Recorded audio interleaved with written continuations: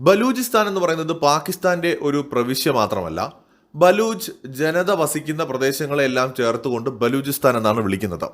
പാകിസ്ഥാൻ ഒരു രാജ്യമായതുപോലെ ബലൂചിസ്ഥാൻ എന്ന് പറയുന്ന ഒരു രാജ്യം വേണമെന്നാണ് ബലൂച്ച് ജനത ആവശ്യപ്പെടുന്നത്. ഈ ബലൂച്ച് ജനതയുടെ ഭൂപ്രദേശം നമ്മൾ എടുക്കുന്ന സമയത്ത് അതിൽ ഏറ്റവും കൂടുതൽ ഭാഗമുള്ളത് പാകിസ്ഥാനിലാണ്. ബലൂചിസ്ഥാൻ എന്നാണ് പേര്. കുറേയേറെ ഭാഗങ്ങൾ ഇറാന്റെ കൈവശമുണ്ട്, കുറച്ച് ഭാഗങ്ങൾ അഫ്ഗാനിസ്ഥാനിലുണ്ട്. ഇങ്ങനെ ഈ 3 രാജ്യങ്ങളിലായിട്ട് കിടക്കുകയാണ് ബലൂചിസ്ഥാൻ.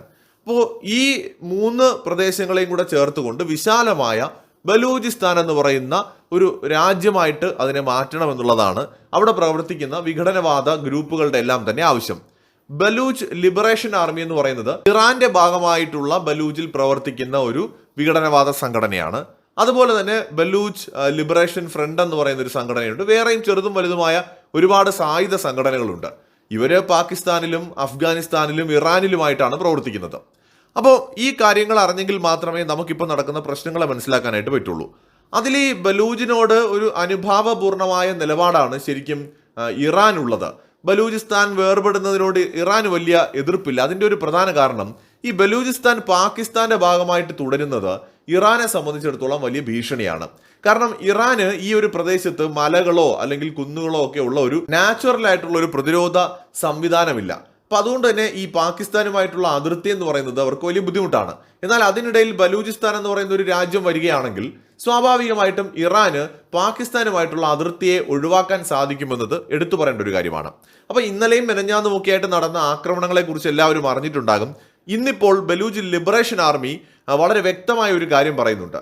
പാകിസ്ഥാനുമായിട്ട് അവർ യുദ്ധം പ്രഖ്യാപിച്ചിരിക്കുകയാണ്. പാകിസ്ഥാൻ വലിയ വില നൽകേണ്ടി വരുമെന്നുള്ള ഒരു സ്റ്റേറ്റ്മെന്റ് ആണ് ഈ ബലൂചിസ്ഥാൻ ലിബറേഷൻ ആർമിയുടെ ഭാഗത്തു നിന്ന് ഉണ്ടാവുന്നത്.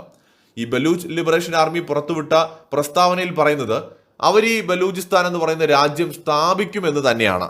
ഈ ബലൂച്ച് പ്രവിശ്യയിൽ നടന്ന ആക്രമണത്തിൽ ഏതാണ്ട് 9ഓളം പേര് കൊല്ലപ്പെട്ടു എന്നാണ് സൂചന. ഇറാനിലെ സിസ്താൻ ബലൂച്ച് പ്രവിശ്യയിലാണ് പാകിസ്ഥാൻ ആക്രമണം നടത്തുന്നത്. അപ്പോൾ അതുകൊണ്ട് തന്നെ ഇതിന് വലിയ വില നൽകേണ്ടി വരുമെന്നാണ് ബലൂച്ച് ലിബറേഷൻ ആർമി പറയുന്നത്. ഞങ്ങൾ ഒരിക്കലും നിശബ്ദരായിട്ടിരിക്കില്ല, ഞങ്ങൾ തീർച്ചയായിട്ടും ഇതിന് പ്രതികാരം ചെയ്യും, പാകിസ്ഥാനെതിരെ ഞങ്ങൾ യുദ്ധം പ്രഖ്യാപിക്കുകയാണ് എന്നും ഈ ബലൂച്ച് ലിബറേഷൻ ആർമി പറയുകയാണ്. അതേസമയത്ത് ഈ നടക്കുന്ന സംഭവങ്ങളിൽ ഇന്ത്യക്ക് പങ്കുണ്ടെന്നുള്ള ആരോപണം പതിവായിട്ട് ഉന്നയിക്കുന്നുണ്ട് പാകിസ്ഥാൻ.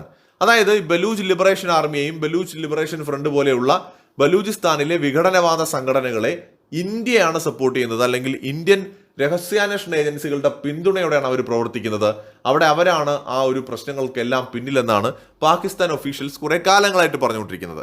അപ്പോൾ ഇക്കാര്യത്തിൽ അവർക്ക് എവിഡൻസ് ഒന്നും സബ്മിറ്റ് ചെയ്യാനായിട്ട് പറ്റിയിട്ടില്ലെങ്കിലും അവർ ഈ ഒരു വാദം ആവർത്തിച്ചുകൊണ്ടിരിക്കുകയാണ്. നമുക്കറിയില്ല അത്തരത്തിലുള്ള എന്തെങ്കിലും മിഷൻസ് ഇന്ത്യക്ക് അവിടെ ഉണ്ടോ എന്ന്. പക്ഷെ ഒന്ന് ശരിയാണ്, ബലൂജിലെ ജനതയെ മാനസികമായി ഇന്ത്യ പിന്തുണയ്ക്കുന്നുണ്ട്. കാരണം അവര് സ്വാതന്ത്ര്യം ആഗ്രഹിക്കുന്ന ജനതയാണ്. സ്വാതന്ത്ര്യം നമുക്ക് കിട്ടിയ സമയത്ത് 1947 തന്നെ ഇന്ത്യൻ യൂണിയനിൽ ലയിക്കാൻ ആഗ്രഹം കാണിച്ച ജനതയാണ് ബലൂചിസ്ഥാനിലുള്ളത്. പക്ഷെ അത് നമുക്ക് പ്രത്യേകിച്ച് അവരുമായിട്ട് അതിർത്തി കൂടി നേരിട്ടില്ലാത്തത് കൊണ്ട് സാധിക്കുമായിരുന്നില്ല എന്നുള്ളതാണ് വസ്തുത. ഇപ്പൊ ബലൂചിസ്ഥാൻ ഇന്നും ഒരു സമരം നടക്കുന്ന സമയത്ത് ഇന്ത്യയുടെ സഹായം ചോദിക്കുന്നു, അല്ലെങ്കിൽ ഈ പറയുന്ന നരേന്ദ്രമോദിയുടെ സഹായം ചോദിക്കുന്നു. മാത്രമല്ല അവിടെ നിന്ന് ട്രീറ്റ്മെന്റിനടക്കം ഒരുപാട് പേര് ഇന്ത്യയിലേക്കൊക്കെ വരുന്നു എന്നൊക്കെയുള്ള ആരോപണങ്ങളും പാകിസ്ഥാൻ ഉന്നയിക്കുന്നുണ്ട്. അപ്പൊ അതുകൊണ്ട് ഇന്ത്യക്ക് ഇതിൽ പങ്കുണ്ട് എന്നാണ് അവർ പറയുന്നത്. അതെന്താണെങ്കിലും പാകിസ്ഥാൻ എന്ന് പറയുന്ന രാജ്യം ഈ ബലൂജിനെ കൊണ്ട് പൊറുതിമുട്ടുന്നു എന്നുള്ളത് വസ്തുതയാണ്. അവരുടെ ആ ഒരു മുഴുവൻ ഭൂപ്രകൃതി എടുത്തു നോക്കിയാൽ അതിൽ ഭൂരിഭാഗം, അതായത് ആകെ ലാൻഡ് ഏരിയയുടെ ഭൂരിഭാഗവും കിടക്കുന്നത് ബലൂചിസ്ഥാനിലാണ്. അവരുടെ സിന്ധ് പ്രവിശ്യയും പഞ്ചാബൊക്കെ വളരെ ചെറുതാണ്. അപ്പൊ അങ്ങനെ നോക്കുമ്പോൾ ബലൂച്ച് പ്രവിശ്യ വളരെ വലുതും വളരെ കുറച്ചു മാത്രം പോപ്പുലേഷനുള്ള ഒരു പ്രദേശവുമാണ്. അപ്പൊ എണ്ണ സമ്പന്നമായിട്ടുള്ള ഒരു മേഖലയാണ്. ഒരുപാട് ധാതു നിക്ഷേപങ്ങളൊക്കെ അവിടെയുണ്ട്, പ്രകൃതി നിക്ഷേപങ്ങളൊക്കെ ഉണ്ട്.